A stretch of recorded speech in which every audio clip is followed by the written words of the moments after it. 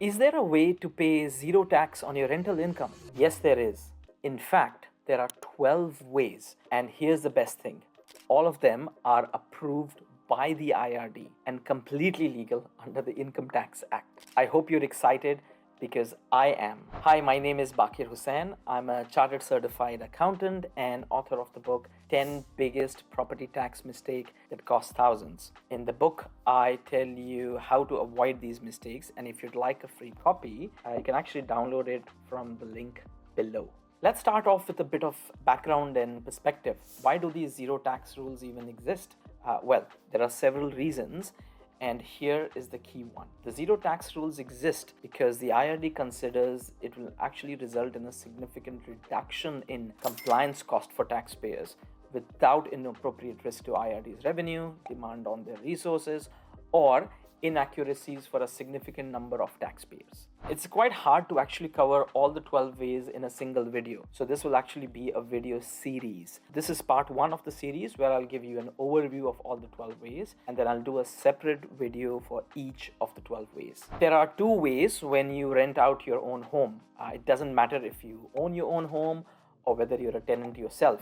You could be renting out a room or maybe even the whole home. In these 2 ways, I will cover boarders, homestay students, flatmates, and online peer-to-peer platforms such as Airbnb, Bookapatch, and Batchcare. Next, there are 5 ways when you rent out a separate property. This could be a separate dwelling on the property, such as a sleep out or a cottage, or a completely separate property altogether. In these 5 ways, I will cover scenarios of opting out of tax rules, renting to family, renting at mates rates, and minor contributions. Next, there are 2 ways which are related to immigration matters, with a focus on tax residency in particular.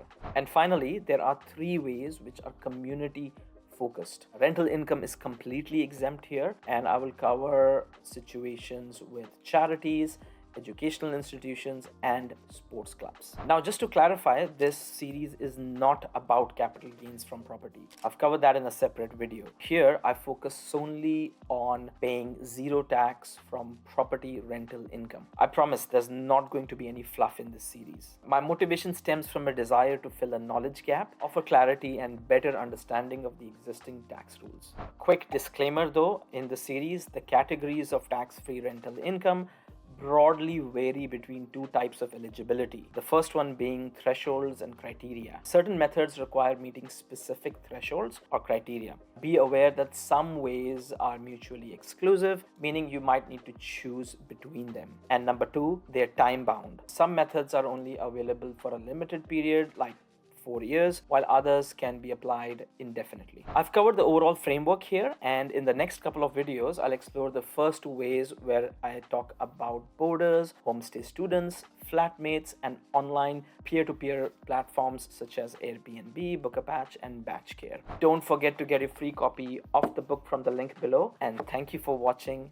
See you next time.